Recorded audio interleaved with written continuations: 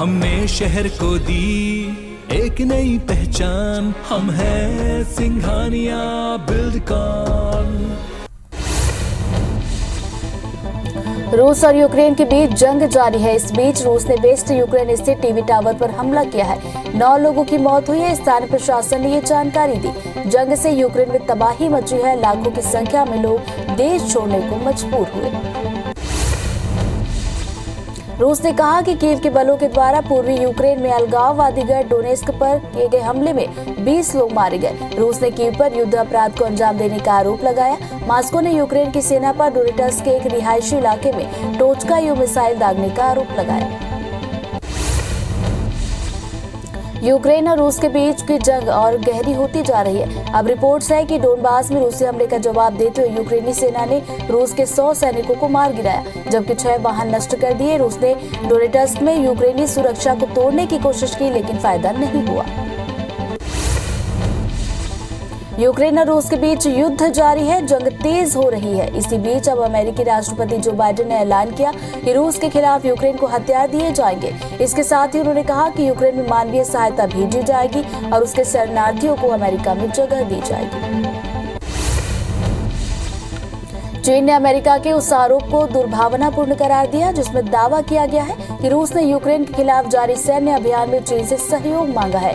साथ ही चीन ने अमेरिका पर यूक्रेन के मुद्दे को लेकर उसके खिलाफ गलत सूचनाएं फैलाने का आरोप लगाया। अमेरिकी अधिकारियों के हवाले से सामने आई रिपोर्ट से जुड़े सवाल पर प्रतिक्रिया देते हुए चीनी विदेश मंत्रालय के प्रवक्ता ने जानकारी दी। यूरोपियन यूनियन के हवाले से रॉयटर्स ने दावा किया है कि रूसी तेल कंपनियां रोसनफेट, ट्रांसनेफेट और गाज़प्रोम नेफ्ट के खिलाफ नए प्रतिबंध लगाए गए, लेकिन ईयू से जुड़े देश प्रतिबंध के बावजूद इनसे तेल खरीदते रहेंगे। रूस और यूक्रेन के बीच चल रही शांति वार्ता सोमवार को भी अधूरी रही। लड़ाई खत्म करने के लिए किसी सहमति पर पहुंचने में दोनों ही पक्ष नाकाम रहे। यूक्रेनी डेलीगेशन के मेंबर ने कहा कि मीटिंग को टेक्निकल पॉज किया गया है। ये मंगलवार को भी जारी रहेगी। संयुक्त राष्ट्र ने कहा कि 24 फरवरी को रूसी आक्रमण शुरू होने के बाद से यूक्रेन छोड़कर गए शरणार्थियों की संख्या 28 लाख से ज्यादा हो गई है। संयुक्त राष्ट्र शरणार्थी एजेंसी यूएनएचसीआर ने कहा कि 28 लाख से ज्यादा शरणार्थियों ने अब तक देश छोड़ दिया है। बताया जा रहा है कि ये द्वितीय विश्व युद्ध के बाद से यूरोप में सबसे बड़ा शरणार्थी पलायन। संयुक्त राष्ट्र में भारत के स्थायी उप प्रतिनिधि आर रविंद्र ने कहा कि भारत ने यूक्रेन के संघर्ष प्रभावित क्षेत्रों से अपने नागरिकों को निकालने के लिए तत्काल कदम उठाने को कहा। उन्होंने कहा कि अब तक करीब 22,500 भारतीय सुरक्षित स्वदेश पहुंच चुके हैं। हम इस अभियान में सहयोग के लिए अपने साझेदारों के प्रति आभारी हैं। रूस यूक्रेन की वार तकरार से यूरोप के देशों पर कोरोना का खतरा बढ़ गया है। अब तक 20 लाख से ज्यादा यूक्रेनी शरणार्थी यूरोपीय देश में पहुंचे हैं। इनमें से ज्यादातर का वैक्सीनेशन नहीं हुआ। WHO की तरफ से प्रकाशित रिपोर्ट में कहा गया कि यूक्रेन और आसपास के देशों में 3 से 9 मार्च के बीच कोरोना के कुल 7 लाख से ज्यादा नए मामले सामने आए और 8,000 मौतें दर्ज की गई।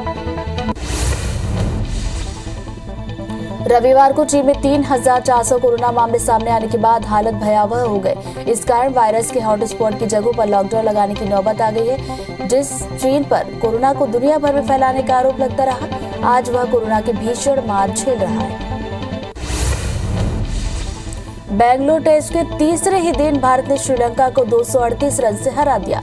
भारत ने पहला टेस्ट भी 3 दिन में जीता था। 447 रन के टारगेट का पीछा करते हुए श्रीलंका जीत। और डोपिंग से एक कॉलेज से निकलकर दुनिया भर में चर्चा में आए हिजाब विवाद पर कर्नाटक हाईकोर्ट आज फैसला सुनाएगा। इसे देखते हुए दक्षिण कन्नड़ जिले में सभी स्कूल कॉलेजों में छुट्टी घोषित की गई। सभी इंटरनल एग्जाम भी टाल दिए गए। एहतियात के तौर पर बेंगलुरु में धारा 144 लागू की गई है। बता दें कि क्लास में हिजाब पहनने की छूट के लिए 4 छात्राओं ने कोर्ट में याचिका दायर की थी। पेट्रोलियम और प्राकृतिक गैस मंत्री हरदीप सिंह पुरी ने कहा कि पीएम मोदी ने ग्राहकों को राहत देने के लिए 4 नवंबर 2021 को पेट्रोल और डीजल के दाम कम किए हैं। हरदीप पुरी ने कहा कि हमने और भी कदम उठाए, लेकिन 9 राज्यों ने इसके दाम कम नहीं किए।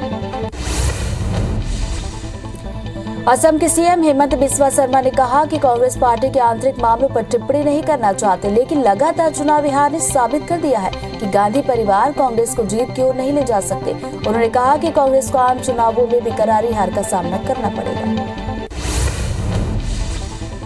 केंद्रीय मंत्री मुख्तार अब्बास नकवी ने कांग्रेस पर तंज कसते हुए कहा कि विपक्ष की सबसे बड़ी पार्टी अगर खुद परिवार के घोंसले में सिमटी रहेगी तो उसकी सोच भी वैसी ही होगी। नकवी ने कहा कि कांग्रेस की विनाशकारी सोच ने उसे बर्बाद कर दिया। बीजेपी ने गृह मंत्री अमित शाह को उत्तर प्रदेश के लिए पर्यवेक्षक नियुक्त किया। उनके साथ साथ रघुवर दास को भी यूपी का पर्यवेक्षक बनाया गया। इसके अलावा बीजेपी ने उत्तराखंड के लिए रक्षा मंत्री राजनाथ सिंह और विदेश राज्य मंत्री मीनाक्षी लेखी को पर्यवेक्षक नियुक्त किया है। मणिपुर के लिए निर्मला सीतारमण और कानून के लिए किरण रिजिजू तो वहीं गोवा के लिए नरेंद्र सिंह तोमर पर्यवेक्षक नियुक्त किए गए। दिल्ली के स्वास्थ्य मंत्री सत्येंद्र जैन ने कहा कि आज हरियाणा के कई पूर्व विधायक, पूर्व मंत्री और सामाजिक कार्यकर्ताओं ने आप पार्टी ज्वाइन की है। सत्येंद्र जैन ने कहा कि पंजाब में आपकी जीत के बाद हरियाणा में भी लहर चल रही है। जब चुनाव होंगे तो यहाँ भी आपकी सरकार बनेगी। देश में 16 मार्च से 12 से 14 आयु वर्ग के बच्चों का कोविड टीकाकरण शुरू होने जा रहा है। इसकी जानकारी केंद्रीय स्वास्थ्य मंत्री मनसुख मांडविया ने ट्वीट करके दी। साथ ही उन्होंने कहा कि 60 से ज्यादा आयु के सभी लोग अब प्रिकॉशन डोज लगवा पाएंगे, जिसके लिए टीकाकरण के लिए बनी राष्ट्रीय तकनीकी सलाहकार समूह ने इस आयु वर्ग के लिए इसकी सिफारिश की है। संसद में भी कश्मीर फाइल्स फिल्म का मामला उठा। वित्त मंत्री निर्मला सीतारमण ने संसद में कांग्रेस की आलोचना की। कहा कि कांग्रेस ने कश्मीर के हिंदुओं को अपनी किस्मत पर छोड़ दिया। उनके इस बयान पर हंगामा शुरू हो गया। विवेक अग्निहोत्री की फिल्म द कश्मीर फाइल्स को उत्तर प्रदेश में टैक्स फ्री कर दिया गया। प्रदेश के मुख्यमंत्री योगी आदित्यनाथ ने इसका निर्देश दिया। मूवी यूपी से पहले गुजरात, मध्य प्रदेश, हरियाणा और कर्नाटक में टैक्स फ्री घोषित हो चुकी है। द कश्मीर फाइल्स को हाल ही में सिनेमाघरों में रिलीज किया गया है। फिल्म सोशल मीडिया पर भी चर्चा का विषय बनी है। गोवा के पूर्व सीएम प्रमोद सावंत ने कहा कि द कश्मीर फाइल्स फिल्म को गोवा में टैक्स फ्री किया जाएगा। उन्होंने कहा कि 1990 में कांग्रेस की सरकार देश में थी और उस दौरान न सिर्फ कश्मीरी पंडित बल्कि कश्मीर के लोगों पर हुए अत्याचार को लोगों को देखना चाहिए। केंद्रीय मंत्री गिरिराज सिंह ने कांग्रेस को घेरते हुए कहा कि कश्मीर की समस्या प्रथम प्रधानमंत्री नेहरू की देन है, जिन्होंने कश्मीर को धर्म से जोड़कर देखा। उन्होंने कहा कि दुख है कि वे संख्या गिना रहे हैं। कई हिंदू मारे गए और मुसलमान कई गुना अधिक मारे गए। भोपाल में द कश्मीर फाइल्स फिल्म को टैक्स फ्री करने के बाद शिवराज सरकार लगातार इसके प्रमोशन में जुटी है। अब 16 मार्च को सीएम शिवराज खुद फिल्म देखने जाएंगे। इस दौरान उनके साथ बीजेपी विधायक, मंत्री और पदाधिकारी भी फिल्म देखेंगे। वहीं सरकार ने पुलिस के जवानों को भी फिल्म देखने के लिए छुट्टी दी है। उत्तर प्रदेश विधानसभा चुनाव में मिली हार के बावजूद कांग्रेस महासचिव प्रियंका गांधी यूपी से अपना ध्यान हटाने वाली नहीं है। जानकारी के मुताबिक प्रियंका गांधी ने अभी से ही 2024 लोकसभा चुनाव की तैयारियां शुरू की है। प्रियंका गांधी ने रविवार को हुई कांग्रेस कार्य समिति की बैठक में 2024 के लोकसभा चुनाव के लिए ब्लूप्रिंट भी तैयार कर लिया है। संसद के बजट सत्र के दूसरे चरण की शुरुआत में केंद्रीय वित्त मंत्री निर्मला सीतारमण ने केंद्र शासित प्रदेश जम्मू और कश्मीर का बजट पेश किया। विपक्ष ने सरकार से मांग की कि बजट प्रस्तावों के अध्ययन के लिए उन्हें पर्याप्त समय दिया जाना चाहिए। मध्य प्रदेश विधानसभा के बजट सत्र का आज 7वां दिन। सत्र में आज अनुदान मांगों पर मतदान होगा। कांग्रेस विधायक हिना कांवरे स्कूलों में साइकिल वितरण न कराने पर सत्र में ध्यानाकर्षण प्रस्ताव पेश करेंगे। वहीं रीवा जिले में माइक्रो सिंचाई परियोजना पूरी नहीं होने पर भी बात की जाएगी। छत्तीसगढ़ विधानसभा के बजट सत्र का भी आज 7वां दिन। आज भी सत्र के दौरान हंगामे के आसार। प्रश्नकाल में वन एवं परिवहन मंत्री विभाग से संबंधित ज्यादातर सवाल लगे हैं। वहीं वन विभाग द्वारा अवैध रेत परिवहन का मामला भी प्रश्नकाल के दौरान गूंजेगा। रायपुर में सोमवार विधानसभा के प्रश्नकाल के दौरान विपक्ष ने स्कूल शिक्षा विभाग में नियुक्ति और मिड डे मील के लिए सूखे राशन का मुद्दा उठाया। साथ ही कई भवन विहीन और जर्जर हो चुके स्कूल को लेकर भी ध्यान दिलाया, जिस पर स्कूल शिक्षा मंत्री प्रेमसाय टेकाम ने भवन बनाने का आश्वासन दिया।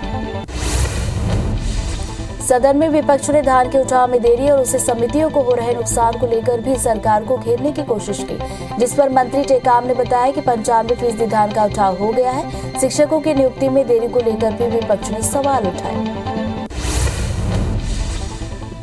2013 के एडसमेटा मुठभेड़ की न्यायिक जांच की रिपोर्ट भी सदन में पेश कर दी गई है। न्यायमूर्ति वीके अग्रवाल के एक सदस्यीय जांच आयोग की रिपोर्ट के मुताबिक ये स्थापित नहीं हुआ कि मुठभेड़ नक्सलियों के साथ हुई। गलती से नक्सली समझकर घबराहट में गोली चलाने का मामला हो सकता है।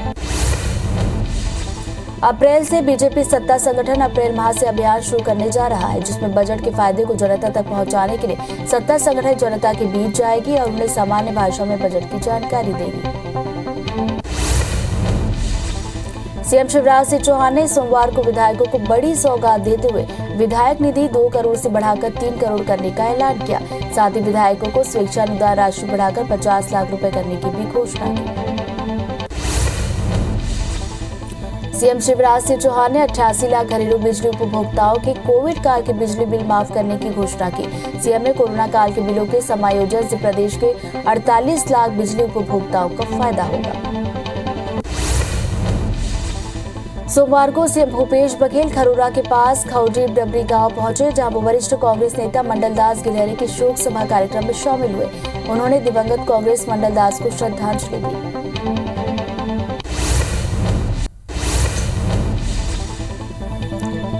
धमतरी के दानीटोला वार्ड में बहुमंजिला पीएम आवास का निर्माण कार्य करीब 1 साल से अटका पड़ा है, जिसे लेकर बीजेपी पार्षदों ने निर्माणाधीन स्थल में बैठकर प्रदर्शन किया। साथ ही नारेबाजी करते हुए निर्माण कार्य को जल्द पूरा कराने की मांग की।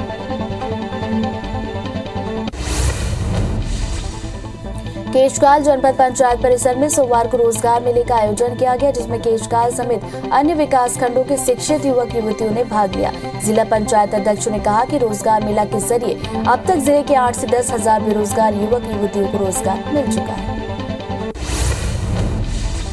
राजनांदगांव में सोमवार को व्यसन मुक्ति और सड़क सुरक्षा बाइक रैली निकाली गई, जिसका आयोजन प्रजापिता ब्रह्म कुमारी जी ईश्वरी विश्वविद्यालय ने किया। इस रैली को एसपी ने झंडी दिखाकर रवाना किया, जिसमें लोगों को यातायात के नियमों का पालन करने के लिए जागरूक किया गया।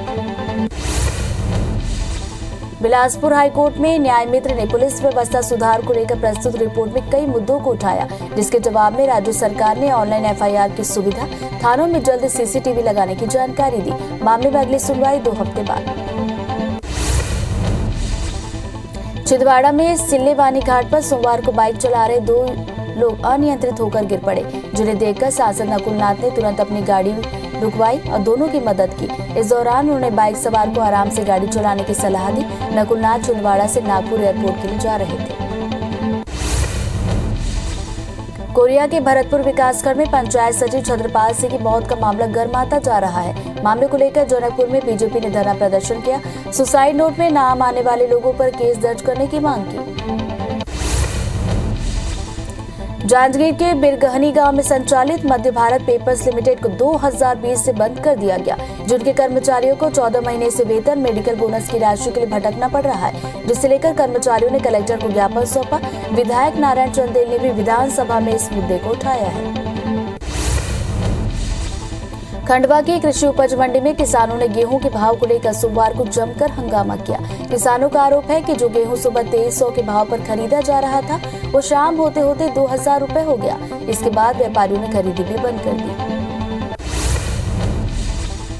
जांजगीर चांपा में नशीली टैबलेट का व्यापार करने वाले मेडिकल संचालक को गिरफ्तार किया गया। उसके पास से 1584 नशीली टैबलेट जब्त की गई। मामले में पुलिस ने नारकोटिक्स एक्ट के तहत कार्रवाई की। अब आरोपी को आज कोर्ट में पेश किया जाएगा। बालोद के पुरूर में चेकिंग के दौरान एक कार से 40 किलो गांजा जब्त किया गया, जिसकी कीमत लगभग 8 लाख रुपए। कार में सवार 3 आरोपी मौके से हुए फरार। पुलिस कार और गांजा जब्त कर आरोपी की तलाश में जुटी। इंदौर में शराब कारोबारी अर्जुन ठाकुर को गोली मारकर भागने वाले हेमू ठाकुर से पुलिस ने घटना में इस्तेमाल की गई पिस्टल जब्त की है। घटना के बाद पुलिस ने सभी आरोपियों को गिरफ्तार कर लिया, लेकिन हेमू लंबे समय से फरार चल रहा था, जिसे कुछ दिन पहले ही गिरफ्तार किया गया। गरियाबंद में मनरेगा के कर्मचारियों ने 4 महीने के वेतन और नियमित करने की मांग को लेकर धरना दिया। साथ ही अपनी समस्याओं को सरकार के सामने रखा। इस दौरान मनरेगा कर्मियों ने गांधी मैदान में सरकार के खिलाफ नारेबाजी की। जबलपुर की गोहलपुर पुलिस ने एक मिनी ट्रक से करीब 70 पेटी अंग्रेजी शराब जब्त की। पुलिस के मुताबिक उन्हें मुखबिर से सूचना मिली थी कि ट्रक पर अवैध रूप से अंग्रेजी शराब जबलपुर लाई जा रही है, जिसके आधार पर पुलिस ने वाहनों की चेकिंग की। इस दौरान ट्रक का ड्राइवर फरार हुआ। मंडला के कापा गांव में श्रम कार्ड बनाने के नाम पर करीब 25 लोगों से धोखाधड़ी की गई, जिसकी शिकायत पीड़ितों ने थाने में दर्ज कराई। फिलहाल पुलिस जांच कर रही है। भोपाल में क्राइम ब्रांच की टीम ने डकैती की योजना बनाते 7 बदमाशों को किया गिरफ्तार। उनके पास से 4 पिस्टल, 7 राउंड और छुरी समेत 2 कार की जब्त। Crime branch DCP Amit Kumar ने बताया कि सभी आरोपी पेट्रोल पंप मालिक से लूट की योजना बना रहे थे। कटनी के खिरहिनी इलाके में कोतवाली पुलिस और एसडीएम ने दबिश देकर 10,000 लीटर कच्ची शराब बरामद की। बाद में प्रशासन ने इसे नष्ट किया। पुलिस ने 8 आरोपियों को गिरफ्तार किया। 15 आरोपियों के खिलाफ केस दर्ज। बलरामपुर जिले में लूट और उठाईगिरी की घटनाएं बढ़ रही हैं। इस बार 2 आरोपियों ने एक बुजुर्ग किसान को निशाना बनाया। 20,000 लूटकर फरार हुए। पुलिस ने आरोपी की तलाश की शुरू। ग्वालियर में 3 बदमाशों ने एक युवक का अपहरण कर की उसकी हत्या। पुलिस के मुताबिक आरोपियों ने पहले युवक को बंधक बनाया और उसके बाद उसकी पिटाई करने लगे और सड़क पर फेंक दिया। सूचना पर पहुंची पुलिस ने युवक को अस्पताल में भर्ती कराया। श्रीगंगानगर नांदेड़ एक्सप्रेस में इंदौर के रहने वाले दंपति के 55 लाख के सोने के सिक्के चोरी होने का मामला आया। आगरा और ग्वालियर के बीच चोरी की वारदात को अंजाम दिया गया। शिकायत दंपति ने ग्वालियर स्टेशन पर उतरकर जीआरपी पुलिस से की। पुलिस मामले की जांच में जुटी। खरगोन की कसरावद पुलिस ने अवैध हथियारों के साथ 4 आरोपियों को किया गिरफ्तार। पुलिस ने आरोपियों के पास से 16 अवैध देसी पिस्टल और 3 जिंदा कारतूस किए जब्त। गिरफ्तार आरोपियों में 2 पंजाब के हथियार तस्कर जो देसी पिस्टल को महाराष्ट्र के पुणे में सप्लाई किया करते थे। बिलाईगढ़ में सरसीवा पुलिस ने 100 पेटी अवैध शराब के साथ एक आरोपी को किया गिरफ्तार। पुलिस के मुताबिक आरोपियों में प्रकाश साहू आमली भाटा का रहने वाला, जिसने अपने घर में एमपी में बनी शराब को छिपा कर रखा था। जल्द शराब की कीमत 6,55,000 रुपए बताई गई। धमतरी के भैंसपुर इलाके में एक 11 साल की नाबालिग के साथ दुष्कर्म का मामला। हैरानी की बात, नाबालिग के बड़े पिताजी ने ही इस दुष्कर्म को अंजाम दिया। पुलिस ने आरोपी को किया गिरफ्तार। खरगोन की मंडलेश्वर पुलिस ने महेश्वर विद्युत बांध परियोजना के गोडाउन से तांबे के तार और उपकरणों की चोरी करने वाले 4 आरोपियों को किया गिरफ्तार। उनके पास से करीब 4 लाख के 7 क्विंटल तार और 5 लाख का 4 पहिया वाहन किया जब्त। आरोपियों ने बंद पड़ी फैक्ट्री में की थी चोरी।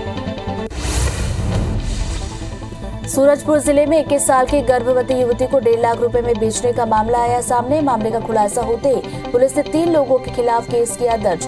पीड़िता को एक युवती ने अपने पति के सहयोग से एमपी में बेच दिया था, जिसके बाद युवती ने भागकर पुलिस को घटना की जानकारी दी। राजनांदगांव के पंचशील नगर में एक पटवारी के घर में चोरी की वारदात हुई। 4 आरोपियों को पुलिस ने किया गिरफ्तार। उनके पास से सोने और चांदी के जेवरात किए गए बरामद। आरोपी ने 28 फरवरी को पटवारी शकुंतला वर्मा के घर में की थी चोरी। पन्ना में एक महिला का वीडियो सोशल मीडिया पर हुआ वायरल। महिला एसडीएम को जुबान संभाल कर बात करने की दे रही चेतावनी। IBC 24 इस वायरल वीडियो की पुष्टि नहीं करता। महिला का कहना है एसडीएम ने उसे झूठा कहा था।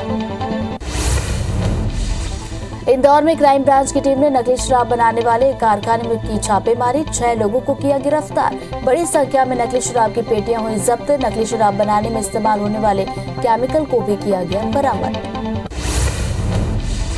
बड़वानी जिले के सेंधवा पांसेमल निवाली पाटीवरला में 2 साल बाद भगोरिया हाट का आयोजन। हजारों की संख्या में आदिवासी हुए शामिल। राज्यसभा सांसद सुमेश से भी पारंपरिक वेशभूषा में आए नजर। आदिवासियों के साथ जमकर थे। खंडवा में कान्यकुब्ज महिला मंडल ने फाग उत्सव का किया आयोजन। बड़ी संख्या में महिलाएं हुई शामिल। उत्सव में महिलाओं ने फाग गीत गाए, साथ ही फूलों और प्राकृतिक रंगों के साथ खेली होली। महिलाओं और बच्चों के लिए गेम्स रखे गए थे, जिनके विजेताओं को दिया गया पुरस्कार।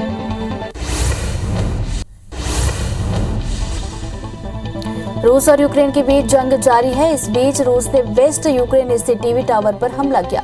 9 लोगों की मौत हो गई। स्थानीय प्रशासन ने ये जानकारी दी।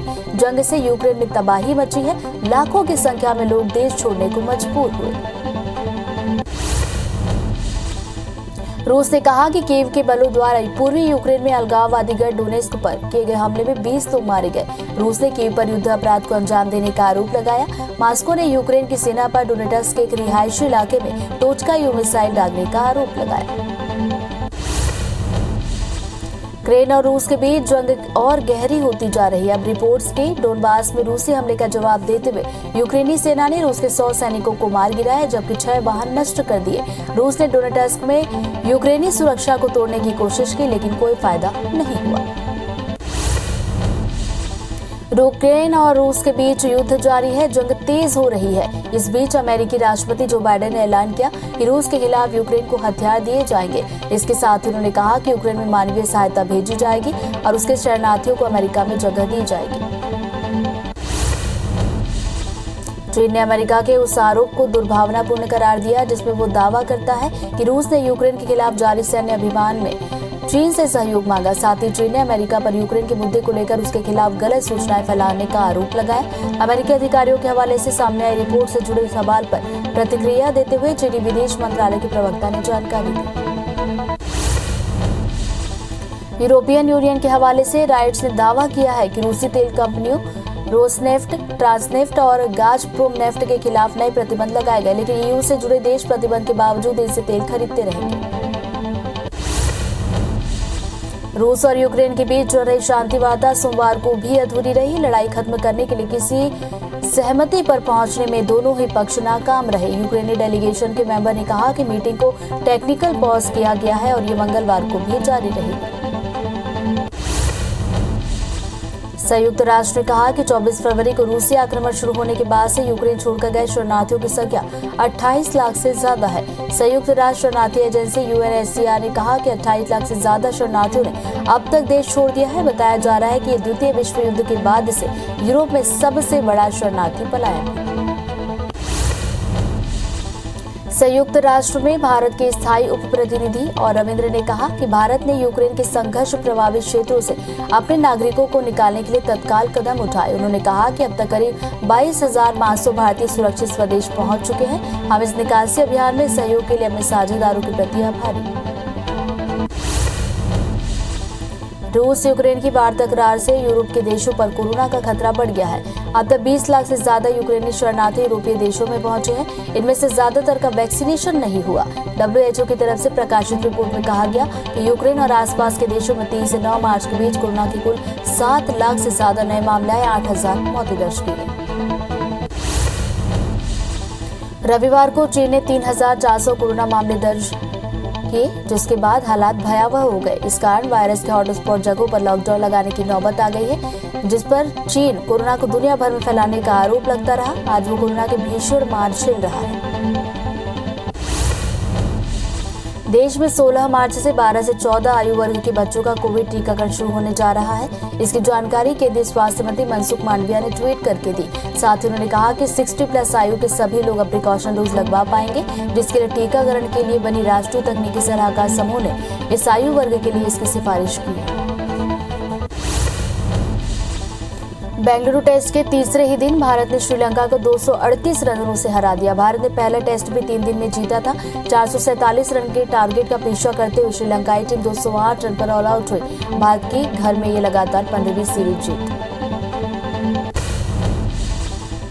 उडुपी के एक कॉलेज से निकलकर दुनिया भर में चर्चा में आए हिजाब विवाद पर कर्नाटक हाईकोर्ट आज फैसला सुनाएगा। इसे देखते हुए दक्षिण कन्नड़ जिले में सभी स्कूल कॉलेजों में छुट्टी घोषित की गई। सभी इंटरनल एग्जाम भी टाल दिए गए। एहतियात के तौर पर बेंगलुरु में धारा 144 क्लास में हिजाब पहनने की छूट के लिए 4 छात्राओं ने कोर्ट में याचिका दायर की थी। कच्चे तेल के दामों में गिरावट आई है। रूस और यूक्रेन के बीच जारी युद्ध को खत्म करने के प्रयासों के चलते ब्रेंट क्रूड फ्यूचर $109 प्रति बैरल तक जा लुढ़का है। अमेरिका में कच्चे तेल के दामों में करीब 8% की गिरावट $100 प्रति बैरल के नीचे $99.76 प्रति बैरल तक जा फिसला है। जाहिर है भारत के लिए राहत की खबर है, जो अपने 80% कच्चे तेल की खपत के लिए आयात पर निर्भर है। पेट्रोलियम और प्राकृतिक गैस मंत्री हरदीप सिंह पुरी ने कहा कि पीएम मोदी ने ग्राहकों को राहत देने के लिए 4 नवंबर 2021 को पेट्रोल डीजल के दाम कम किए। हरदीप पुरी ने कहा कि हमने और भी कदम उठाए, लेकिन 9 राज्यों ने इसके दाम कम नहीं किए। संसद में भी कश्मीर फाइल्स फिल्म का मुद्दा उठा। वित्त मंत्री निर्मला सीतारमण ने संसद में कांग्रेस की आलोचना की। कहा कि कांग्रेस ने कश्मीर के हिंदुओं को अपनी किस्मत पर छोड़ दिया। उनके इस बयान पर हंगामा शुरू हुआ। विवेक अग्निहोत्री की फिल्म द कश्मीर फाइल्स को उत्तर प्रदेश में टैक्स फ्री कर दिया गया। प्रदेश के मुख्यमंत्री योगी आदित्यनाथ ने निर्देश दिया। मूवी यूपी से पहले गुजरात, मध्य प्रदेश, हरियाणा और कर्नाटक में टैक्स फ्री की जा चुकी है। द कश्मीर फाइल्स को हाल ही में सिनेमाघरों में रिलीज किया गया। फिल्म सोशल मीडिया पर चर्चा का विषय बनी है। गोवा के पूर्व सीएम प्रमोद सावंत ने कहा कि द कश्मीर फाइल्स फिल्म को गोवा में टैक्स फ्री किया जाएगा। उन्होंने कहा कि 1990 में कांग्रेस की सरकार देश में थी और उस दौरान न सिर्फ कश्मीर पंडित बल्कि कश्मीर के लोगों पर हुए अत्याचार को लोगों को देखना चाहिए। केंद्रीय मंत्री गिरिराज सिंह ने कांग्रेस को घेरते हुए कहा कि कश्मीर की समस्या प्रथम प्रधानमंत्री नेहरू की देन है, जिन्होंने कश्मीर को धर्म से जोड़कर देखा। उन्होंने कहा कि दुख है कि वे संख्या गिना रहे हैं, कई हिंदू मारे गए, मुसलमान कई गुना ज्यादा मारे गए। भोपाल में द कश्मीर फाइल्स फिल्म को टैक्स फ्री करने के बाद शिवराज सरकार लगातार इसके प्रमोशन में जुटी है। अब 16 मार्च को सीएम शिवराज खुद फिल्म देखने के लिए जाएंगे। इस दौरान उनके साथ बीजेपी विधायक, मंत्री और पदाधिकारी भी फिल्म देखेंगे। वहीं सरकार ने पुलिस के जवानों को भी फिल्म देखने के लिए छुट्टी दी है। भारतीय जनता पार्टी के संसदीय दल की बैठक आज होनी है। इसके लिए भाजपा ने अपने सभी सांसदों से मीटिंग में उपस्थित रहने का निर्देश दिया। बैठक में पीएम मोदी भी मौजूद रहेंगे। उसके अलावा बीजेपी संसदीय दल की इस बैठक में केंद्रीय गृह मंत्री अमित शाह, रक्षा मंत्री राजनाथ सिंह, बीजेपी अध्यक्ष जेपी नड्डा समेत कई दिग्गज भाजपा नेता भी शामिल होंगे। 5 राज्यों में विधानसभा चुनाव में करारी शिकस्त के बाद कांग्रेस के वरिष्ठ नेता कपिल सिब्बल का बड़ा बयान आया। कहा कि गांधी परिवार पद छोड़ दे और किसी दूसरे नेता को मौका मिले। उन्होंने पार्टी नेतृत्व पर निशाना साधा। कहा कि अगर उन्हें हार के कारणों की जानकारी नहीं है तो कल्पना लोक में जी रहे हैं। उत्तर प्रदेश विधानसभा चुनाव में मिली हार के बावजूद कांग्रेस महासचिव प्रियंका गांधी यूपी से अपना ध्यान हटाने वाली नहीं। जानकारी के मुताबिक प्रियंका गांधी ने अभी से 2024 लोकसभा चुनाव की तैयारियां शुरू की हैं। प्रियंका गांधी ने रविवार को हुई कांग्रेस कार्य समिति की बैठक में 2024 के लोकसभा चुनाव के लिए ब्लूप्रिंट भी तैयार किया है। मध्य प्रदेश विधानसभा के बजट सत्र का आज 7वां दिन है। सत्र में आज अनुदान मांगों पर मतदान होगा। वहीं कांग्रेस विधायक हिना कांवरे स्कूल में साइकिल वितरण न करने पर सत्र में ध्यानाकर्षण प्रस्ताव पेश करेंगी। रीवा जिले में माइक्रो सिंचाई परियोजना पूरी नहीं होने पर भी बात होगी। छत्तीसगढ़ विधानसभा के बजट सत्र का आज 7वां दिन। आज भी सत्र के दौरान हंगामे के आसार। प्रश्नकाल में वन एवं परिवहन मंत्री के विभाग से संबंधित ज्यादातर सवाल लगे हैं। वन विभाग के द्वारा अवैध रेत परिवहन का मामला भी प्रश्नकाल के दौरान गूंजेगा। रायपुर में सोमवार विधानसभा के प्रश्नकाल के दौरान विपक्ष ने स्कूल शिक्षा विभाग में नियुक्ति और मिड डे मील के लिए सूखे राशन का मुद्दा उठाया।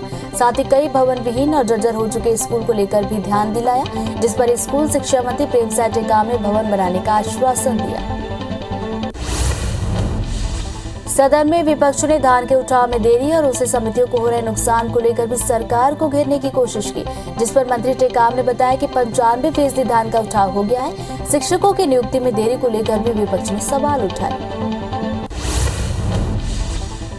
2013 के एडसमेटा मुठभेड़ की न्यायिक जांच की रिपोर्ट भी सदन में पेश कर दी गई। न्यायमूर्ति वीके अग्रवाल के एक सदस्यीय जांच आयोग की रिपोर्ट के मुताबिक ये स्थापित नहीं हुआ है कि मुठभेड़ नक्सलियों के साथ हुई। गलती से नक्सली समझकर घबराहट में गोली चलाने का मामला हो सकता है।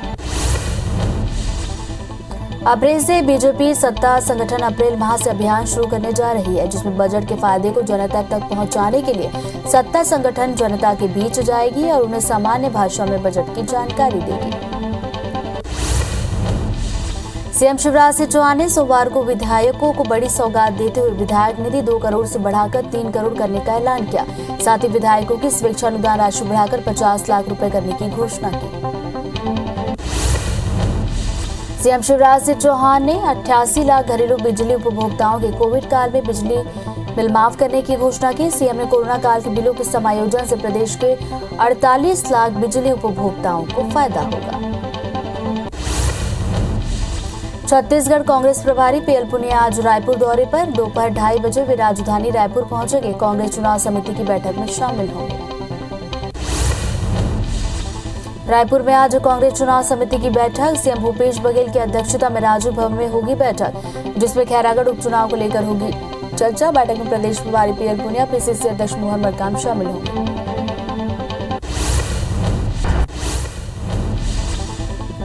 धमतरी के दानीटोला वार्ड में बहुमंजिला पीएम आवास का निर्माण कार्य करीब 1 साल से अटका पड़ा है, जिसे लेकर बीजेपी पार्षदों ने निर्माणाधीन स्थल में बैठकर प्रदर्शन किया। साथ ही नारेबाजी करते हुए निर्माण कार्य को जल्द पूरा कराने की मांग की।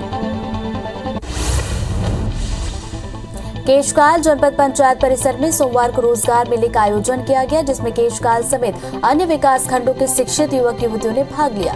जिला पंचायत अध्यक्ष ने कहा कि रोजगार मेला के जरिए अब तक जिले के 8 से 10 हजार बेरोजगार युवक युवतियों को रोजगार मिल चुका है। राजनांदगांव में सोमवार को व्यसन मुक्ति और सड़क सुरक्षा बाइक रैली निकाली गई, जिसका आयोजन प्रजापति ब्रह्मा कुमारी ईश्वरी विश्वविद्यालय ने किया। इस रैली को एसपी ने झंडी दिखाकर रवाना किया, जिसमें लोगों को यातायात के नियमों का पालन करने के लिए जागरूक किया गया। छिंदवाड़ा में सिल्लेवानी घाट पर सोमवार को बाइक चला रहे 2 लोग अनियंत्रित होकर गिर पड़े, जिन्हें देखकर सांसद नकुल नाथ ने तुरंत अपनी गाड़ी रुकवाई और दोनों की मदद की। इस दौरान उन्होंने बाइक सवार को आराम से गाड़ी चलाने की सलाह दी। नकुल नाथ छिंदवाड़ा से नागपुर एयरपोर्ट की तरफ जा रहे थे। कोरिया के भरतपुर विकासखंड में पंचायत सचिव छत्रपाल सिंह की मौत का मामला गर्माता जा रहा है। मामले को लेकर जनकपुर में बीजेपी ने धरना प्रदर्शन किया और सुसाइड नोट में नाम आने वाले लोगों पर केस दर्ज करने की मांग की।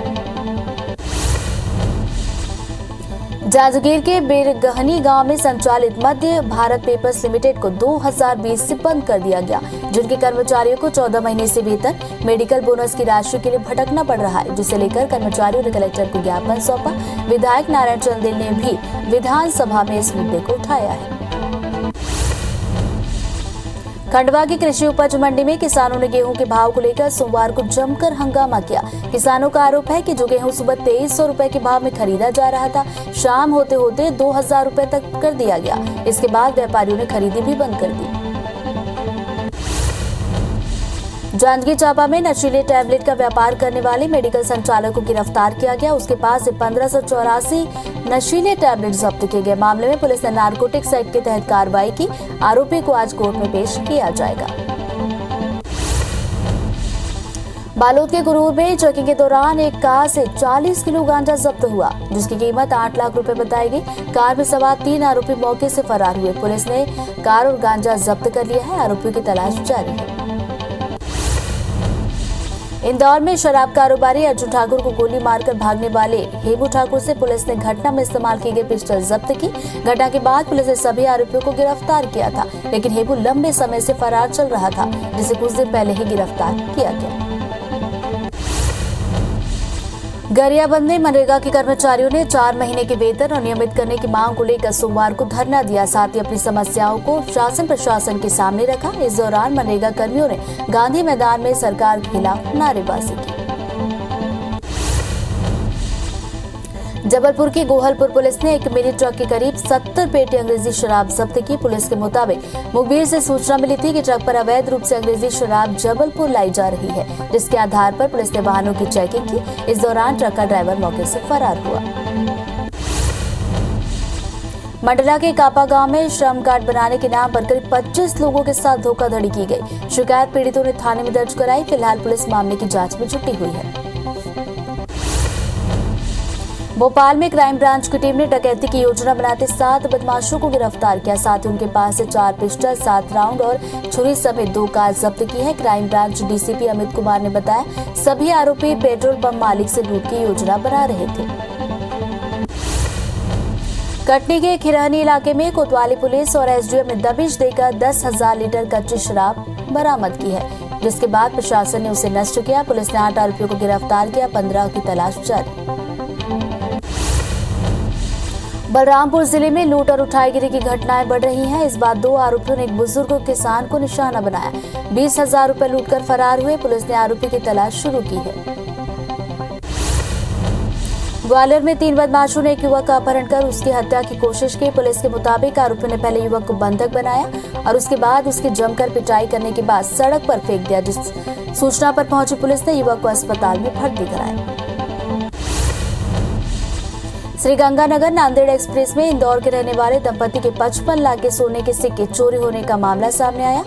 आगरा और ग्वालियर के बीच चोरी की वारदात को अंजाम दिया गया। शिकायत पर दंपति ने ग्वालियर स्टेशन में इसकी शिकायत की। पुलिस मामले की जांच में जुटी है। खरगोन की कसराबाद पुलिस ने अवैध हथियारों के साथ 4 आरोपियों को किया गिरफ्तार। आरोपियों के पास से 16 अवैध देसी पिस्टल और 3 जिंदा कारतूस जब्त किए गए। गिरफ्तार आरोपियों में 2 पंजाब के हथियार तस्कर जो देसी पिस्टल को महाराष्ट्र के पुणे में सप्लाई करते हैं।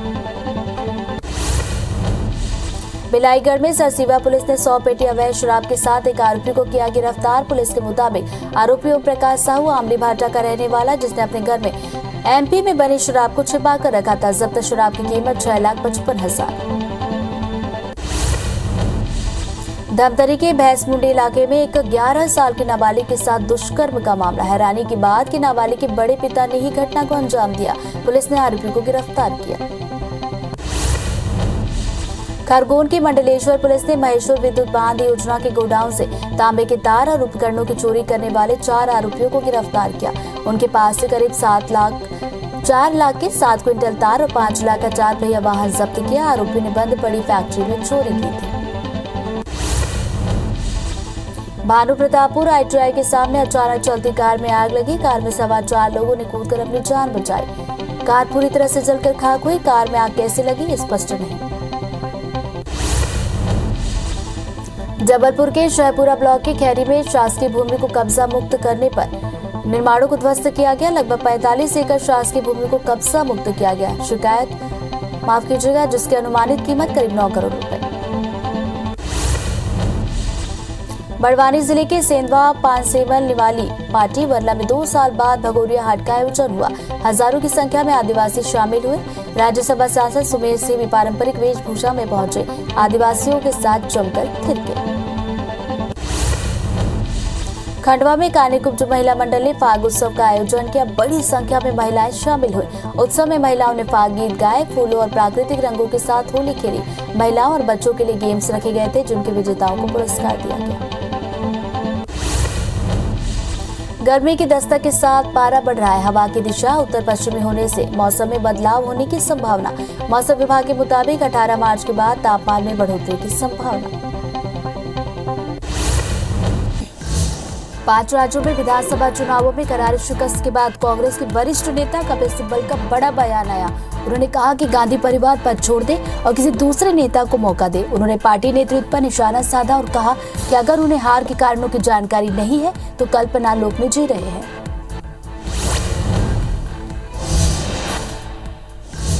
पंजाब में आम आदमी पार्टी की सरकार बनने जा रही है। भगवंत मान ऐतिहासिक जीत के बाद सीएम पद की शपथ लेंगे, लेकिन पंजाब में सरकार चलाने की चुनौतियां आपके लिए किसी अग्निपथ से कम नहीं होगी। राज्य में 2020 में अपराधों में 13% का इजाफा हुआ। इतना ही नहीं, सूबे में ड्रग्स भी बड़ी समस्या है। वहीं राज्य भारी भरकम कर्ज में भी डूबा हुआ है।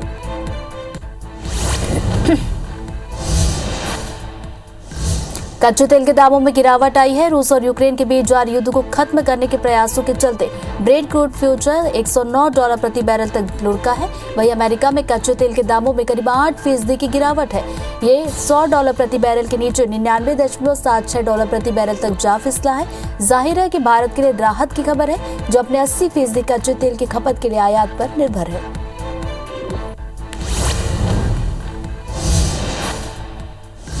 भारतीय रेलवे की वेबसाइट के मुताबिक आज कुल 8 ट्रेनों को रिशेड्यूल किया गया। रिशेड्यूल ट्रेनों की लिस्ट में यूपी और बिहार की कुछ ट्रेनें भी शामिल। वहीं आज रेलवे में कुछ 248 ट्रेनों को कैंसिल किया गया। 8 ट्रेनों को डाइवर्ट करने का फैसला रेलवे के द्वारा लिया गया। डाइवर्ट ट्रेनों की लिस्ट में दिल्ली आनंद विहार स्टेशन से चलने वाली 2 ट्रेनें भी शामिल।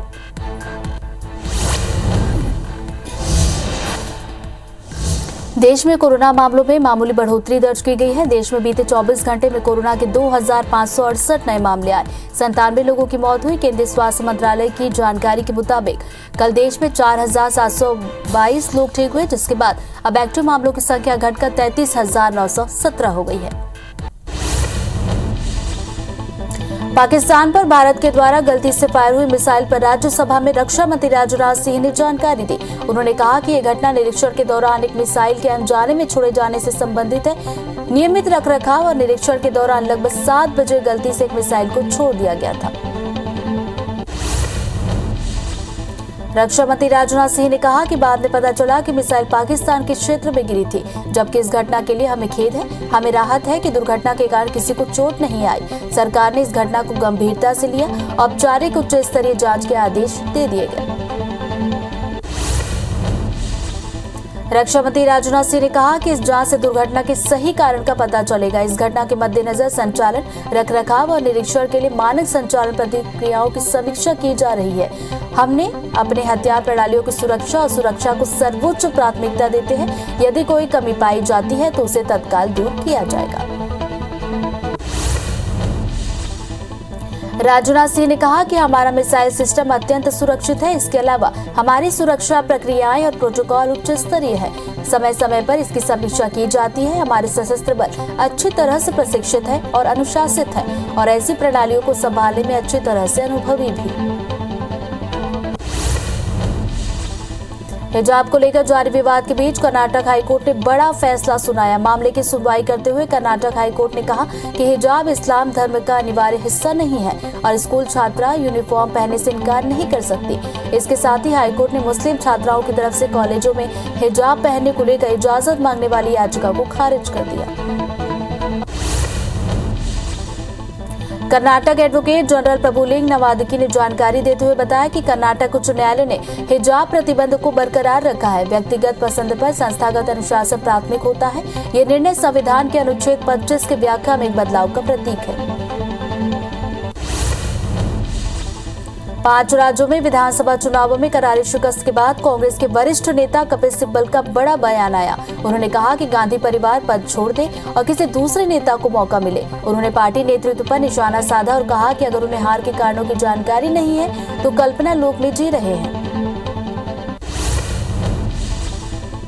कांग्रेस नेता कपिल सिब्बल पर गांधी परिवार पर दिए बयान पर कोई भी प्रतिक्रिया सामने नहीं आई। इस बीच राहुल गांधी जब संसद की तरफ जा रहे थे तभी मीडिया की तरफ से सवाल किया गया, लेकिन वो बिना जवाब दिए ही मुस्कुराते हुए संसद भवन की ओर चले गए। उत्तर प्रदेश विधानसभा चुनाव में मिली हार के बावजूद कांग्रेस महासचिव प्रियंका गांधी यूपी से अपना ध्यान हटाने वाली नहीं। जानकारी के मुताबिक प्रियंका गांधी ने अभी से ही 2024 लोकसभा चुनाव की तैयारियां शुरू कर दी है। प्रियंका गांधी ने रविवार को हुई कांग्रेस कार्य समिति की बैठक में 2024 के लोकसभा चुनाव के लिए ब्लूप्रिंट भी तैयार किया। उत्तराखंड में टिकट लेन देन के आरोपों पर कांग्रेस के वरिष्ठ नेता हरीश रावत ने कहा कि यह आरोप मुझ पर लगाया गया। मैं भगवान से प्रार्थना करता हूं कि कांग्रेस पार्टी मेरे ऊपर लगे इस आरोप के मद्देनजर मुझे पार्टी से निष्कासित करे। होली बुराइयों के दमन के लिए उचित उत्सव है। होलिका दहन और हरीश रावत रूपी बुराई का भी इस होलिका दहन में कांग्रेस को दहन कर देना चाहिए। बीजेपी की संसदीय दल की बैठक में पीएम मोदी ने कहा कि अगर किसी की उम्मीदवारी खारिज हुई तो ये मेरी जिम्मेदारी है। बैठक में यूक्रेन से निकासी पर जानकारी दी। सांसदों को संदेश दिया कि पार्टी में पारिवारिक राजनीति की अनुमति नहीं होगी। अन्य पार्टियों में वंशवाद की राजनीति के खिलाफ लड़ा जाएगा। पंजाब में आम आदमी पार्टी की सरकार बनने जा रही है। भगवंत मान ऐतिहासिक जीत के बाद सीएम पद की शपथ लेंगे, लेकिन पंजाब में सरकार चलाने की चुनौतियां आपके लिए किसी अग्निपथ से कम नहीं होगी। इतना ही नहीं, सूबे में ड्रग्स भी बड़ी समस्या। राज्य भारी भरकम कर्ज में भी डूबा हुआ। भारतीय रेलवे की वेबसाइट के मुताबिक आज कुल 8 ट्रेनों को रीशेड्यूल किया गया। रीशेड्यूल ट्रेनों की लिस्ट में यूपी और बिहार की कुछ ट्रेनें भी शामिल हैं। आज रेलवे में कुल 248 ट्रेनों को कैंसिल किया गया। 8 ट्रेनों को डाइवर्ट करने का फैसला रेलवे के द्वारा लिया गया। डाइवर्ट ट्रेनों की लिस्ट में दिल्ली आनंद विहार स्टेशन से चलने वाली 2 ट्रेनें भी शामिल। शेयर बाजार में शानदार तेजी के साथ भारतीय शेयर बाजार तेजी के साथ खुला। मुंबई स्टॉक एक्सचेंज का सेंसेक्स 177 अंकों की तेजी के साथ 56,603 पर खुला। निफ्टी 29 अंकों की तेजी के साथ 16,900 के पार कारोबार कर रही है। शेयर बाजार में banking, auto, IT, pharma, real estate जैसे सेक्टर्स के शेयर में शानदार तेजी देखी जा रही है। कच्चे तेल के दामों में गिरावट आई है। रूस और यूक्रेन के बीच जारी युद्ध को खत्म करने के प्रयासों के चलते ब्रेंट क्रूड फ्यूचर $109 प्रति बैरल तक लुढ़का है। वहीं अमेरिका में कच्चे तेल के दामों में करीब 8% की गिरावट आई है और ये $100 प्रति बैरल के नीचे 99% से भी ज्यादा बैरल तक पहुंच गया है। जाहिर है भारत के लिए राहत की खबर है, जो अपने 80% कच्चे तेल की खपत के लिए आयात पर निर्भर है। देश में पेट्रोल और डीजल की कीमत लगातार बढ़ने से आम लोगों को परेशानी हो रही है। इस बीच महाराष्ट्र में पेट्रोल की कीमत करीब 110 रुपए प्रति लीटर के आसपास पहुंची। इससे परेशान होकर लोग विरोध का अनोखा तरीका अपना रहे हैं। विवेक अग्निहोत्री की फिल्म द कश्मीर फाइल्स को उत्तर प्रदेश में टैक्स फ्री कर दिया गया। प्रदेश के सीएम योगी आदित्यनाथ ने इसका निर्देश दिया। मूवी यूपी से पहले गुजरात, मध्य प्रदेश, हरियाणा और कर्नाटक में टैक्स फ्री घोषित की जा चुकी है। द कश्मीर फाइल्स को हाल ही में सिनेमाघरों में रिलीज किया गया। फिल्म सोशल मीडिया पर चर्चा का विषय बनी हुई है। भोपाल में द कश्मीर फाइल्स फिल्म को टैक्स फ्री करने के बाद शिवराज सरकार लगातार इसके प्रमोशन में जुटी है। अब 16 मार्च को सीएम शिवराज खुद फिल्म देखने के लिए जाएंगे। इस दौरान उनके साथ बीजेपी विधायक, मंत्री और पदाधिकारी भी मौजूद रहेंगे। सरकार के पुलिस के जवानों को भी फिल्म देखने के लिए छुट्टी दी गई है। अमेरिका में हुए गोल्फ टूर्नामेंट प्लेयर चैंपियनशिप में भारत के अनिर्बान लाहिड़ी ने इतिहास रचा है। लाहिड़ी इस टूर्नामेंट में दूसरे स्थान पर रहने वाले पहले भारतीय बने। वही टूर्नामेंट के विजेता ऑस्ट्रेलियाई के कैमरून स्मिथ रहे। बता दें कि प्लेयर्स चैंपियनशिप दुनिया का सबसे ज्यादा प्राइज मनी वाला टूर्नामेंट है। अनिर्बान दूसरे स्थान पर रहकर 16 करोड़ से भी ज्यादा रुपए जीत चुके हैं। बेंगलुरु टेस्ट के तीसरे दिन ही भारत ने श्रीलंका को 238 रन से हरा दिया। भारत ने पहला टेस्ट भी 3 दिन में जीता। 447 रन के टारगेट का पीछा करते हुए श्रीलंकाई टीम 208 रन पर आउट हो गई। भारत की घर में लगातार 15वीं जीत है। आईपीएल के 15वें सीजन की शुरुआत 26 मार्च से होने वाली है। इससे पहले बीसीसीआई ने टूर्नामेंट के कुछ नियम में बदलाव किया। इस बदलाव में टीमों की प्लेइंग 11 से लेकर डीआरएस तक के नियम जुड़े हैं। रिपोर्ट के मुताबिक किसी टीम में अगर कोरोना से जुड़े मामले सामने आते हैं तो उसकी प्लेइंग 11 में बदलाव किया जा सकता है। अगर टीम प्लेइंग 11 तैयार नहीं कर पाती है तो उस मैच के बाद मैच को फिर से रिशेड्यूल किया जाएगा। आईपीएल में अब हर पारी में टीमों को 1 की बजाय 2 डीआरएस मिलेंगे, यानी मैच में टीम 4 डीआरएस ले पाएगी। वहीं एमसीसी के नए नियम के मुताबिक अगर कोई बल्लेबाज कैच आउट होता है तो स्ट्राइक बदली हुई नहीं मानी जाएगी और नया बल्लेबाज ही स्ट्राइक पर आएगा। अगर कैच ओवर की आखिरी गेंद पर होता है तो स्ट्राइक बदल दी जाएगी। प्लेऑफ और फाइनल में टाई ब्रेकर के नियम को भी बदला गया। अगर किसी प्लेऑफ या फाइनल मैच में मुकाबला टाई होने के बाद सुपर ओवर नहीं हो पाता या सुपर ओवर के बाद जरूरत पड़ने पर अगला सुपर ओवर नहीं हो पाता है तो मैच के विनर का फैसला लीग स्टेज में दोनों टीमों के रिजल्ट के आधार पर लिया जाएगा। चीन में कोरोना के 5,280 नए मामले आए। महामारी की शुरुआत के बाद से सबसे ज्यादा प्रभावित होने वाला प्रांत जिलिन है। इस कारण वायरस के हॉटस्पॉट की जगहों पर लॉकडाउन लगाने की नौबत आ गई है। जिस चीन पर कोरोना को दुनिया भर में फैलाने का आरोप लगा, आज वो कोरोना की भीषण मात झेल रहा है। WHO ने चेतावनी दी है कि दुनिया में ओमिक्रॉन और डेल्टा के मिश्रण से नया वेरिएंट विकसित हो रहा है जो महामारी की चौथी लहर ला सकता है। बता दें कि एक बार फिर से चीन में कोरोना वायरस का प्रकोप बढ़ने से दुनिया भर में इस बीमारी को लेकर चिंताएं बढ़ गई हैं। राष्ट्रव्यापी टीकाकरण मुहिम के तहत अभी तक कोरोना वायरस रोधी टीकों के 180 करोड़ से ज्यादा खुराक दी जा चुकी है। कल 19,64,423 डोज दी गई। केंद्रीय स्वास्थ्य मंत्रालय के मुताबिक स्वास्थ्य कर्मियों, कोरोना योद्धाओं और 60 साल से ज्यादा आयु के लोगों को 2 करोड़ से ज्यादा एहतियात टीके लगाए गए। देश में जानलेवा कोरोना वायरस के मामलों में थोड़ी सी बढ़ोतरी देखने को मिल रही है। देश में पिछले 24 घंटे में कोरोना के 2,568 नए मामले आए। 97 लोगों की मौत हुई। केंद्रीय स्वास्थ्य मंत्रालय के मुताबिक कल देश में 4,722 लोग ठीक हुए, जिसके बाद अब एक्टिव मामलों की संख्या घटकर 33,000 के पार है। मध्य प्रदेश में बीते 24 घंटे में कोरोना संक्रमण के 51 नए मामले आए, जबकि किसी व्यक्ति की मौत इस बीमारी से नहीं हुई। प्रदेश में अब तक कुल 10,733 लोगों ने इस बीमारी से जान गंवाई। 536 मरीजों का इलाज चल रहा है। 24 घंटे में 112 लोगों के स्वस्थ होने की जानकारी है।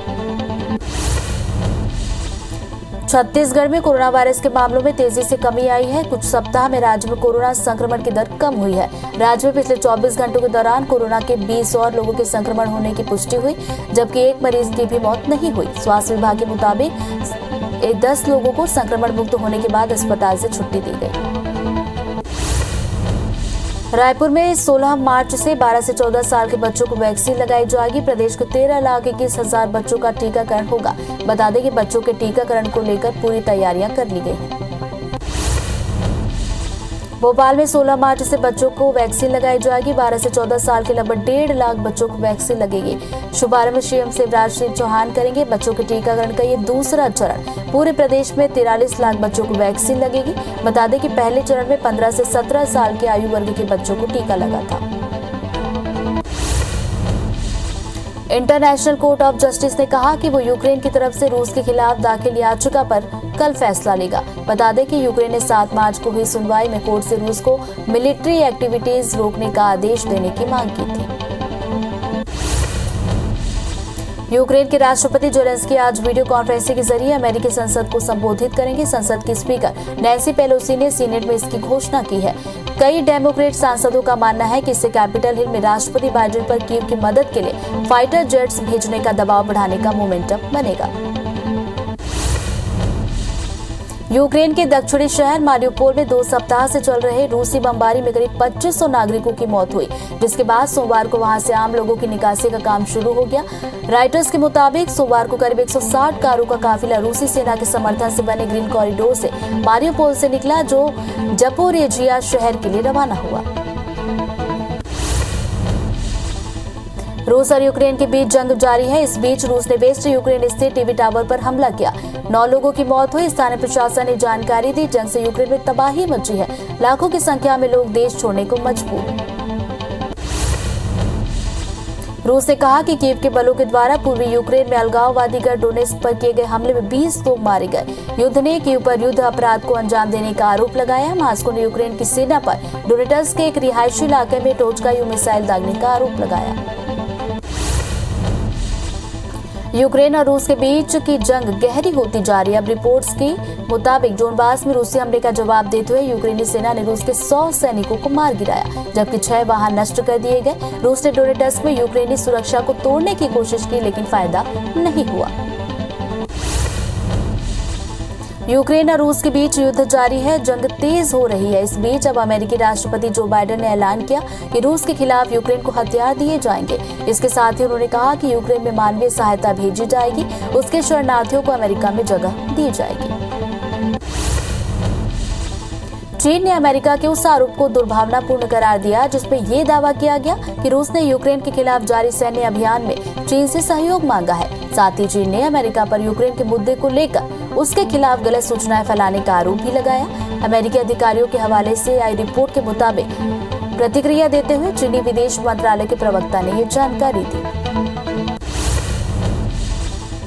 यूरोपीय यूनियन के हवाले से रॉयटर्स ने दावा किया कि रूसी तेल कंपनियों के रोसनेफ्ट, ट्रांसनेफ्ट और गाज़प्रोम के खिलाफ नए प्रतिबंध लगाए गए, लेकिन यूरोप से जुड़े देश प्रतिबंध के बावजूद इनसे तेल खरीदते रहेंगे। रूस और यूक्रेन के बीच चल रही शांति वार्ता सोमवार को अधूरी रही। लड़ाई खत्म करने के लिए किसी सहमति पर पहुंचने में दोनों ही पक्ष नाकाम रहे। यूक्रेनी डेलीगेशन के मेंबर ने कहा कि मीटिंग को टेक्निकल पॉज किया गया है और ये मंगलवार को जारी रहेगी। संयुक्त राष्ट्र ने कहा कि 24 फरवरी को रूसी आक्रमण शुरू होने के बाद से यूक्रेन छोड़कर गए शरणार्थियों की संख्या 28 लाख से ज्यादा हो गई है। संयुक्त राष्ट्र शरणार्थी एजेंसी UNHCR ने कहा कि 28 लाख से ज्यादा शरणार्थियों ने अब तक देश छोड़ दिया है। बताया जा रहा है कि ये द्वितीय विश्व युद्ध के बाद से यूरोप में सबसे बड़ा शरणार्थी पलायन है। संयुक्त राष्ट्र में भारत के स्थायी उप प्रतिनिधि आर रविंद्र ने कहा कि भारत ने यूक्रेन के संघर्ष प्रभावित क्षेत्रों से अपने नागरिकों को निकालने के लिए तत्काल कदम उठाए। उन्होंने कहा कि अब तक करीब 22,500 भारतीय सुरक्षित स्वदेश पहुंच चुके हैं। हम इस निकासी अभियान में सहयोग के लिए अपने साझेदारों के प्रति आभारी हैं। रूस यूक्रेन की वार तकरार से यूरोप के देशों पर कोरोना का खतरा बढ़ गया है। अब तक 20 लाख से ज्यादा यूक्रेनी शरणार्थी यूरोपीय देशों में पहुंचे हैं। इनमें से ज्यादातर का वैक्सीनेशन नहीं हुआ। WHO की तरफ से प्रकाशित रिपोर्ट में कहा गया कि यूक्रेन और आसपास के देशों में 3 से 9 मार्च के करीब कोरोना के कुल 7 लाख से ज्यादा मामले आए। 8,000 मौतें दर्ज की गई। मध्य प्रदेश विधानसभा में कांग्रेस विधायक लक्ष्मण सिंह ने कहा कि मेरी पत्नी कश्मीरी पंडित है और उसके परिवार के साथ भी कश्मीर में जुल्म हुआ है, जिसके जिम्मेदार बीजेपी सरकार। साथ ही उन्होंने कहा कि वो अपने परिवार के साथ फिल्म देखने जाएंगे। भोपाल में सीएम शिवराज की कैबिनेट बैठक में पशु चिकित्सा इकाई योजना लागू करने का फैसला लिया गया। साथ ही चलित पशु इकाई के साथ पशु वाहन में पशु चिकित्सक होने का भी फैसला लिया गया। बता दें कि राम वन गमन पथ योजना की जिम्मेदारी अब संस्कृति विभाग को सौंप दी गई। अप्रैल से बीजेपी सत्ता संगठन अप्रैल माह से अभियान शुरू करने जा रहा है, जिसमें बजट के फायदे को जनता तक पहुंचाने के लिए सत्ता संगठन जनता के बीच जाएंगे। उन्हें सामान्य भाषा में बजट की जानकारी देंगे। रायपुर नगर निगम की सामान्य सभा शुरू होने के पहले इस सदन में जोरदार हंगामा हुआ। आसंदी के सामने जमा हुए बीजेपी पार्षदों ने यूजर चार्ज और संपत्ति कर को लेकर हंगामा किया। इस दौरान महापौर के समर्थकों ने भी नारेबाजी की। छत्तीसगढ़ कांग्रेस प्रभारी पीएल पुनिया आज रायपुर दौरे पर रहेंगे। दोपहर 2:30 बजे वे राजधानी रायपुर पहुंच जाएंगे। कांग्रेस चुनाव समिति की बैठक में भी शामिल होंगे। मध्य प्रदेश से गिरफ्तार आतंकियों ने कई बड़े खुलासे किए। उन्होंने बताया कि जेएमबी की छात्र शाखा तैयार करने के लिए आतंकी एमपी आए थे। आतंकियों का इस्लामी कैंप लगाकर युवाओं को जोड़ने का प्लान था। साथ ही उन्होंने बताया कि भोपाल में 3 महीने में 12 से ज्यादा मीटिंग की गई थी। वहीं पुलिस अब आतंकियों की बैठक में शामिल युवाओं की तलाश कर रहा है। अभिव्यक्ति ऐप रजिस्ट्रेशन में छत्तीसगढ़ का गौरेला पेंड्रा मरवाही जिला अव्वल नंबर पर। दरअसल महिलाओं की सुरक्षा के लिए ये ऐप शुरू किया गया है, जिसमें जिले के 1403 लोगों ने रजिस्टर करवाया। बता दें कि राज्य की महिलाओं की सुरक्षा के लिए सीएम के द्वारा अभिव्यक्ति ऐप लॉन्च किया गया है। इस ऐप को छत्तीसगढ़ पुलिस विभाग ने तैयार किया। पेंड्रा पुलिस ने नाबालिग के साथ दुष्कर्म करने वाले आरोपी को गिरफ्तार किया। आरोपी ने नाबालिग को शादी का झांसा देकर उसके साथ दुष्कर्म किया था। मामले में पुलिस ने आरोपी को गिरफ्तार कर न्यायिक रिमांड पर भेज दिया। बेमेतरा की बेरला पुलिस ने 12 लाख की अफीम के साथ 2 आरोपियों को गिरफ्तार किया। पुलिस को मुखबिर से सूचना मिली कि झारखंड से एक युवक अवैध रूप से अफीम लेकर आ रहा है, जिसके बाद पुलिस को चेकिंग के दौरान 1 किलो अफीम मिला। फिलहाल पुलिस दोनों आरोपियों को गिरफ्तार कर पूछताछ कर रही है। बालोद के पुरूर में चेकिंग के दौरान एक कार से 40 किलो गांजा जब्त किया गया। कीमत 8 लाख बताई गई। कार में सवार 3 आरोपी मौके से फरार हुए। पुलिस कार और गांजा जब्त कर आरोपियों की तलाश में जुट गई है। भानु प्रतापपुर आईटीआई के सामने अचानक चलती कार में आग लगी। कार में सवार 4 लोगों ने कूदकर अपनी जान बचाई। कार पूरी तरह से जलकर खाक हो गई। आग कैसे लगी, कारण स्पष्ट नहीं है। जबलपुर के शहपुरा ब्लॉक की खैरी में सरकारी भूमि को कब्जा मुक्त कर जमीन पर बने निर्माणों को ध्वस्त किया गया। लगभग 45 एकड़ सरकारी भूमि को कब्जा मुक्त किया गया, जिसकी अनुमानित कीमत करीब 9 करोड़ रुपए बताई गई। गर्मी की दस्तक के साथ पारा बढ़ रहा है। हवा की दिशा उत्तर पश्चिम होने से मौसम में बदलाव है। मौसम विभाग के मुताबिक 18 मार्च के बाद तापमान में बढ़ोतरी की संभावना। बड़वानी जिले के सेंधवा, पानसेमल, निवाली, पाटी, वर्ला में 2 साल बाद भगोरिया हाट का आयोजन। हजारों की संख्या में आदिवासी हुए शामिल। राज्यसभा सांसद सुमेर सिंह भी पारंपरिक वेशभूषा में आए नजर, जहां वे आदिवासियों के साथ थिरके। खंडवा में कानीकुब्ज महिला मंडल ने फाग उत्सव का आयोजन किया। बड़ी संख्या में महिलाएं शामिल हुई। उत्सव में महिलाओं ने फाग गीत गाए, साथ ही फूलों और प्राकृतिक रंगों के साथ होली खेली। वहीं महिलाओं और बच्चों के लिए गेम्स रखे गए, जिनके विजेताओं को पुरस्कार दिया गया।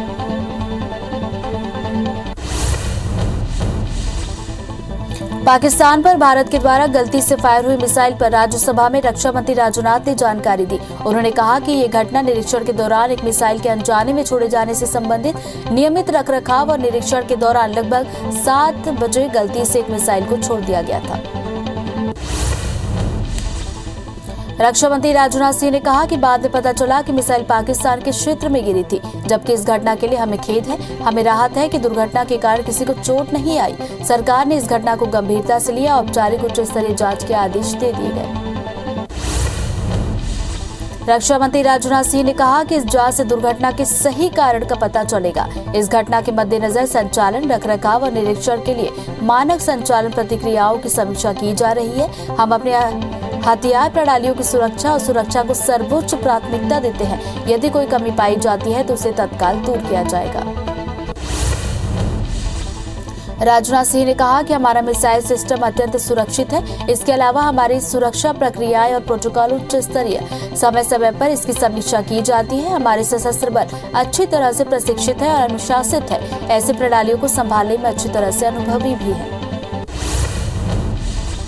हिजाब को लेकर जारी विवाद के बीच कर्नाटक हाईकोर्ट ने बड़ा फैसला सुनाया। मामले की सुनवाई करते हुए हाईकोर्ट ने कहा कि हिजाब इस्लाम धर्म का अनिवार्य हिस्सा नहीं है और स्कूल छात्रा यूनिफॉर्म पहनने से इनकार नहीं कर सकते। इसके साथ ही हाईकोर्ट ने मुस्लिम छात्राओं की तरफ से कॉलेजों में हिजाब को पहनने को लेकर इजाजत मांगने वाली याचिका को खारिज किया।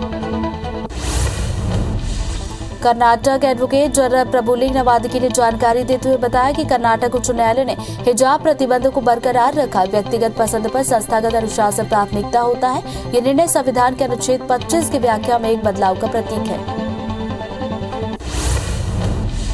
हाईकोर्ट के फैसले पर कर्नाटक के सीएम बसवराज बोम्मई ने कहा कि बच्चों के लाभ के लिए सभी को कोर्ट के आदेश का पालन करना चाहिए। यह हमारे बच्चों के भाग्य और शिक्षा का सवाल है। कानून व्यवस्था बनाए रखने के लिए सभी आवश्यक प्रबंध किए गए हैं। कर्नाटक हाईकोर्ट के हिजाब फैसले पर केंद्रीय मंत्री प्रहलाद जोशी ने कोर्ट के फैसले का स्वागत किया। उन्होंने कहा कि सभी लोगों से अपील करता हूं कि देश और राज्य को आगे बढ़ाएं। हम सबको शांति का माहौल बनाकर रखना है। छात्रों का मूलभूत काम अध्ययन और ज्ञान अर्जित करना है। सब लोग एक होकर पढ़ाई करें।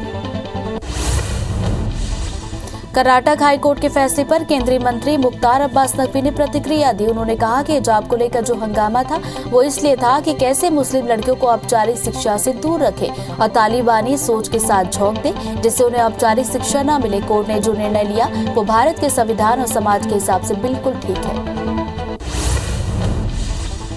कर्नाटक के हाईकोर्ट के फैसले पर बीजेपी नेता रविशंकर प्रसाद ने कहा कि हिजाब मामले में कर्नाटक हाईकोर्ट का जो फैसला आया वो बहुत ही स्वागत योग्य है। बहस की गई थी कि हिजाब पहनना हमारा मौलिक अधिकार है और ये आस्था का मूल अंग है, लेकिन ऐसा नहीं है।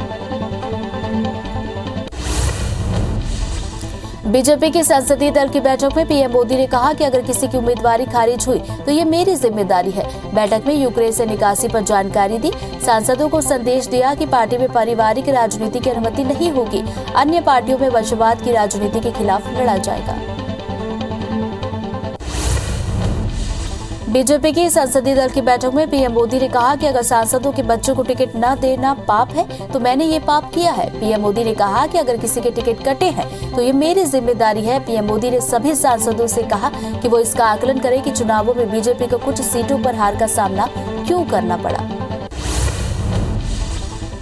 बीजेपी संसदीय दल की बैठक में पीएम मोदी ने द कश्मीर फाइल्स मूवी का जिक्र किया। उन्होंने कहा कि ये फिल्म सच्चाई को दिखाती है। पहले सच सामने न आए इसके लिए साजिश रची जाती थी। इमरजेंसी पे कभी कोई मूवी नहीं बनी।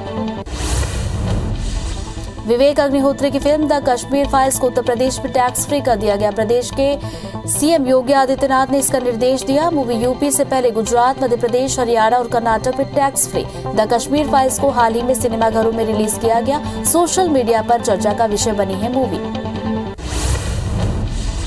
भोपाल में द कश्मीर फाइल्स फिल्म को टैक्स फ्री करने के बाद शिवराज सरकार इसके प्रमोशन में जुटी है। 16 मार्च को सीएम शिवराज खुद फिल्म देखने के लिए जाएंगे। इस दौरान उनके साथ बीजेपी विधायक, मंत्री और पदाधिकारी भी फिल्म देखेंगे। सरकार ने पुलिस के जवानों को भी फिल्म देखने के लिए छुट्टी दी है। 5 राज्यों में विधानसभा चुनावों में करारी शिकस्त के बाद कांग्रेस के वरिष्ठ नेता कपिल सिब्बल का बयान आया। उन्होंने कहा कि गांधी परिवार पद छोड़ दे या किसी दूसरे नेता को मौका मिले। उन्होंने पार्टी नेतृत्व पर निशाना साधा। कहा कि अगर उन्हें हार के कारणों की जानकारी नहीं है तो वो कल्पना लोक में जी रहे हैं।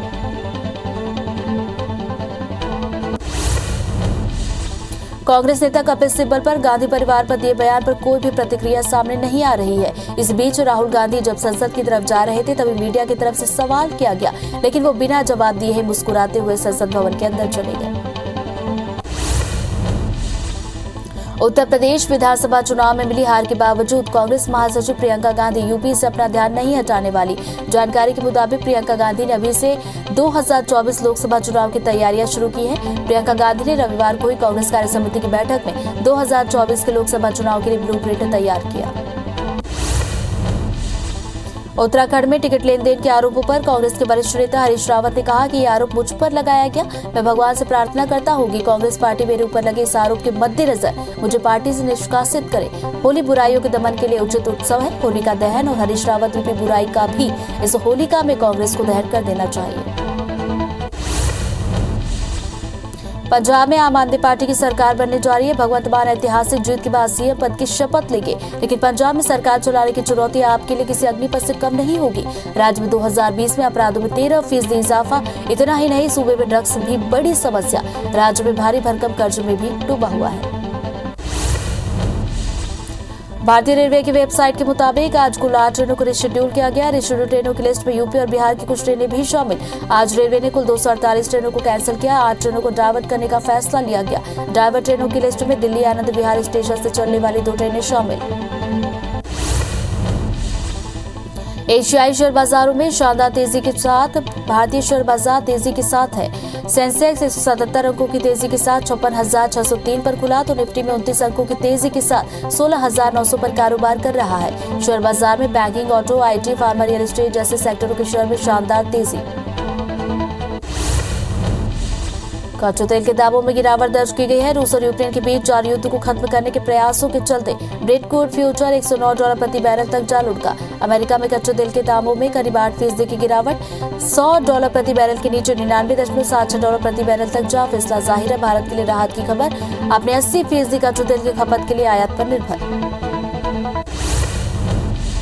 अमेरिका में हुए गोल्फ टूर्नामेंट प्लेयर्स चैंपियनशिप में भारत के अनिर्बान लाहिड़ी ने इतिहास रचा। लाहिड़ी ने इस टूर्नामेंट में दूसरे स्थान पर रहने वाले पहले भारतीय बन गए। वही टूर्नामेंट के विजेता ऑस्ट्रेलिया के कैमरून स्मिथ रहे। बता दें कि प्लेयर चैंपियनशिप दुनिया का सबसे ज्यादा प्राइज मनी वाला टूर्नामेंट। अनिर्बान दूसरे स्थान पर रहेगा। 16 करोड़ से भी ज्यादा जीते। बेंगलुरु टेस्ट के तीसरे दिन भारत ने श्रीलंका को 238 रन से हराया। भारत ने पहला टेस्ट भी 3 दिन में ही जीता था। 447 रन के टारगेट का पीछा करते श्रीलंका की टीम 208 पर ऑल आउट हुई। भारत के घर में लगातार 15वीं जीत। आईपीएल के 15वें सीजन की शुरुआत 26 मार्च से होगी। इससे पहले बीसीसीआई ने टूर्नामेंट के कुछ नियम बदले। इस बदलाव में टीमों की प्लेइंग 11 से लेकर डीआरएस तक के जुड़े हुए नियम शामिल है। रिपोर्ट के मुताबिक किसी टीम में अगर कोरोना से जुड़े मामले आते हैं तो उसकी प्लेइंग 11 में बदलाव किया जा सकता है। अगर टीम प्लेइंग 11 के लिए तैयार नहीं कर पाती है तो उस मैच को बाद में रिशेड्यूल किया जाएगा। आईपीएल में अब हर पारी में टीमों को 1 के बजाय 2 डीआरएस मिलेंगे, यानी मैच में टीम 4 डीआरएस ले पाएगी। वही एमसीसी के नए नियम के मुताबिक अगर कोई भी बल्लेबाज कैच आउट होता है तो स्ट्राइक बदली हुई नहीं मानी जाएगी और नया बल्लेबाज ही स्ट्राइक पर आएगा। अगर कैच ओवर की आखिरी गेंद पर होता है तो स्ट्राइक बदली जाएगी। प्लेऑफ और फाइनल में टाई ब्रेक के नियम को भी बदला गया। अगर किसी प्लेऑफ या फाइनल मैच में मुकाबला टाई होने के बाद सुपर ओवर नहीं हो पाता या सुपर ओवर के बाद जरूरत पड़ने पर अगला सुपर ओवर नहीं हो पाता तो मैच के विनर का फैसला लीग स्टेज में दोनों टीमों के रिजल्ट के आधार पर ले लिया जाएगा। चीन में कोरोना के 5,280 नए मामले दर्ज किए गए, जो महामारी की शुरुआत के बाद से सबसे ज्यादा प्रभावित होने वाला प्रांत जिलिन है। इस कारण वायरस के हॉटस्पॉट की जगह पर लॉकडाउन लगाने की नौबत, जिस पर चीन पर कोरोना को दुनिया भर में फैलाने का आरोप लगता रहा, वो आज कोरोना की भीषण मार झेल रहा है। WHO ने चेतावनी देते हुए कहा कि दुनिया में ओमिक्रॉन और डेल्टा के मिश्रण से नया वेरिएंट विकसित हो रहा है, जो महामारी की चौथी लहर ला सकता है। बता दें कि एक बार फिर से चीन में कोरोना वायरस का प्रकोप बढ़ने से दुनिया भर में इस बीमारी को लेकर चिंताएं बढ़ गई हैं। राष्ट्रव्यापी टीकाकरण मुहिम के तहत अभी तक कोरोना वायरस रोधी टीकों की 180 करोड़ से ज्यादा खुराक दी जा चुकी है। कल 19,64,423 डोज दी गई। केंद्रीय स्वास्थ्य मंत्रालय के मुताबिक स्वास्थ्य कर्मियों, कोरोना योद्धाओं और 60 साल से ज्यादा आयु वाले लोगों को 2 करोड़ से ज्यादा टीके लगाए गए। देश में जानलेवा कोरोना वायरस महामारी के नए मामलों में मामूली बढ़ोतरी दर्ज की गई। 24 घंटे में कोरोना के 2,568 नए मामले आए, 97 लोगों की मौत हुई। केंद्रीय स्वास्थ्य मंत्रालय के मुताबिक देश में 4,722 लोग कल ठीक हुए, जिसके बाद अब एक्टिव मामलों की संख्या घटकर 33,000 के पार। मध्य प्रदेश में बीते 24 घंटे में कोरोना संक्रमण के 51 नए मामले आए, किसी की भी मौत नहीं हुई। अब तक कुल 10,733 लोगों ने इस बीमारी से जान गंवाई है। 536 मरीजों का इलाज चल रहा है। पिछले 24 घंटे में 112 लोग ठीक हुए। तो वहीं छत्तीसगढ़ में मामलों में कमी आ रही है। बीते कुछ सप्ताह में राज्य में कोरोना वायरस संक्रमण में कमी आई। राज्य में पिछले 24 घंटे में कोरोना के 20 और लोगों के संक्रमित होने की पुष्टि हुई। एक भी मरीज की मौत नहीं हुई। स्वास्थ्य विभाग के अधिकारियों के मुताबिक 10 लोगों को संक्रमण मुक्त होने के बाद अस्पताल से छुट्टी दे दी गई। रायपुर में 16 मार्च से 12 से 14 साल के बच्चों को वैक्सीन लगेगी। प्रदेश के 13,21,000 बच्चों के टीकाकरण की पूरी तैयारी। बच्चों के टीकाकरण का ये दूसरा चरण। भोपाल में 16 मार्च से बच्चों को वैक्सीन लगाई जाएगी। 12 से 14 साल के लगभग 1.5 लाख बच्चों को वैक्सीन लगेगी। शुभारंभ सीएम शिवराज सिंह चौहान करेंगे। बच्चों के टीकाकरण का ये दूसरा चरण। पूरे प्रदेश में 43 लाख बच्चों को वैक्सीन लगेगी। पहले चरण में 15 से 17 वर्ष के आयु वालों को टीका लगा था। इंटरनेशनल कोर्ट ऑफ जस्टिस ने कहा कि वो यूक्रेन की तरफ से रूस के खिलाफ दाखिल याचिका पर 16 मार्च को फैसला सुनाएगी। बता दें कि यूक्रेन ने 7 मार्च को हुई सुनवाई में कोर्ट से रूस को मिलिट्री एक्टिविटीज रोकने का आदेश देने की मांग की थी। यूक्रेन के राष्ट्रपति जेलेंस्की आज वीडियो कॉन्फ्रेंसिंग के जरिए अमेरिकी संसद में संबोधित करने वाले हैं। संसद की स्पीकर नैन्सी पेलोसी ने सीनेट में इसकी घोषणा की। डेमोक्रेट सांसदों का मानना है कि इससे कैपिटल हिल में राष्ट्रपति बाइडेन पर कीव की मदद के लिए फाइटर जेट्स भेजने का दबाव बढ़ाने का मोमेंटम बनेगा। यूक्रेन के दक्षिणी शहर मारियुपोल में 2 सप्ताह से चल रही रूसी बमबारी में करीब 2500 नागरिकों की मौत हुई, जिसके बाद सोमवार को वहां से आम लोगों की निकासी का काम शुरू हुआ। राइटर्स के मुताबिक सोमवार को करीब 160 कारों का काफिला रूसी सेना के समर्थन से बने ग्रीन कॉरिडोर से मारियुपोल से निकला, जो जापोरिजिया शहर के लिए रवाना हुआ। रूस और यूक्रेन के बीच जंग जारी है। इस बीच रूस ने वेस्ट यूक्रेन स्थित टीवी टावर पर हमला किया। 9 लोगों की मौत हुई। स्थानीय प्रशासन ने इसकी जानकारी दी। जंग से यूक्रेन में तबाही मची है। लाखों की संख्या में लोग देश छोड़ने को मजबूर। रूस ने कहा कि कीव के बलों के द्वारा पूर्वी यूक्रेन में अलगाववादी गढ़ पर किए गए हमले में 20 लोग मारे गए। रूस ने कीव पर युद्ध अपराध को अंजाम देने का आरोप लगाया। मॉस्को ने यूक्रेन की सेना पर डोनेट्स्क के एक रिहायशी इलाके में टोचकायु मिसाइल दागने का आरोप लगाया। यूक्रेन और रूस के बीच की जंग गहरी होती जा रही है। रिपोर्ट्स के मुताबिक डोनबास में रूसी हमले का जवाब देते हुए यूक्रेनी सेना ने रूस के 100 सैनिकों को मार गिराया। 6 वाहन नष्ट कर दिए गए। रूसी डोनेट्स्क में यूक्रेनी सुरक्षा को तोड़ने की कोशिश की, फायदा नहीं हुआ। यूक्रेन रूस के बीच युद्ध जारी, जंग तेज हो रही है। इसी बीच अब अमेरिकी राष्ट्रपति जो बाइडेन ने ऐलान किया कि रूस के खिलाफ यूक्रेन को हथियार दिए जाएंगे। इसके साथ ही उन्होंने कहा कि यूक्रेन में मानवीय सहायता भेजी जाएगी। उसके शरणार्थियों को अमेरिका में जगह दी जाएगी। चीन ने अमेरिका के उस आरोप को दुर्भावनापूर्ण करार दिया जिसमें दावा किया गया कि रूस ने यूक्रेन के खिलाफ जारी सैन्य अभियान में चीन से सहयोग मांगा। साथ ही चीन ने अमेरिका पर यूक्रेन के मुद्दे को लेकर उसके खिलाफ गलत सूचनाएं फैलाने का आरोप लगाया। अमेरिकी अधिकारियों के हवाले से आई रिपोर्ट से जुड़े सवाल पर प्रतिक्रिया देते हुए चीनी विदेश मंत्रालय के प्रवक्ता ने जानकारी दी। यूरोपियन यूनियन के हवाले से रॉयटर्स ने दावा किया कि रूसी तेल कंपनियों रोसनेफ्ट, ट्रांसनेफ्ट और गाज़प्रोम नेफ्ट के खिलाफ नए प्रतिबंध लगाए गए, लेकिन ईयू से जुड़े देश प्रतिबंध के बावजूद इनसे तेल खरीदते रहेंगे। रूस यूक्रेन के बीच चल रही शांति वार्ता सोमवार को अधूरी रही। लड़ाई खत्म करने के लिए सहमति नहीं बनी। यूक्रेनी डेलीगेशन के मेंबर ने कहा कि मीटिंग को टेक्निकल पॉज दिया गया। आज भी बातचीत जारी रहेगी। संयुक्त राष्ट्र ने कहा कि 24 फरवरी को रूसी आक्रमण शुरू होने के बाद से यूक्रेन छोड़कर गए शरणार्थियों की संख्या 28 लाख के पार चली गई है। यूएनएचसीआर ने कहा कि 28 लाख से ज्यादा शरणार्थियों ने अब तक देश छोड़ दिया। बताया जा रहा है कि द्वितीय विश्व युद्ध के बाद से यूरोप में सबसे बड़ा शरणार्थी पलायन। संयुक्त राष्ट्र में भारत के स्थायी उप प्रतिनिधि आर रविंद्र ने कहा कि भारत ने यूक्रेन के संघर्ष प्रभावित क्षेत्रों से अपने नागरिकों को निकालने के लिए तत्काल कदम उठाए। उन्होंने कहा कि अब तक करीब 22,500 भारतीय सुरक्षित स्वदेश पहुंच चुके हैं। हम इस निकासी अभियान में सहयोग के लिए अपने साझेदारों के प्रति आभारी हैं। रूस यूक्रेन की वार तकरार से यूरोप के देशों पर कोरोना का खतरा बढ़ गया। अब तक 20 लाख से ज्यादा यूक्रेनी शरणार्थी यूरोपीय देशों में पहुंचे। इनमें से ज्यादातर को वैक्सीन नहीं लगी। WHO की तरफ से प्रकाशित रिपोर्ट में बताया गया कि यूक्रेन और आसपास के देशों में 3 से 9 मार्च के बीच कोरोना के कुल 7 लाख से ज्यादा नए मामले सामने आए। 8,000 मौतें दर्ज की गई। मध्य प्रदेश विधानसभा में कांग्रेस विधायक लक्ष्मण सिंह ने कहा कि मेरी पत्नी कश्मीरी पंडित है, उसके परिवार के साथ भी कश्मीर में जुल्म हुआ है, जिसकी जिम्मेदारी बीजेपी सरकार की है। साथ ही उन्होंने कहा कि वह अपने परिवार के साथ फिल्म देखने जाएंगे।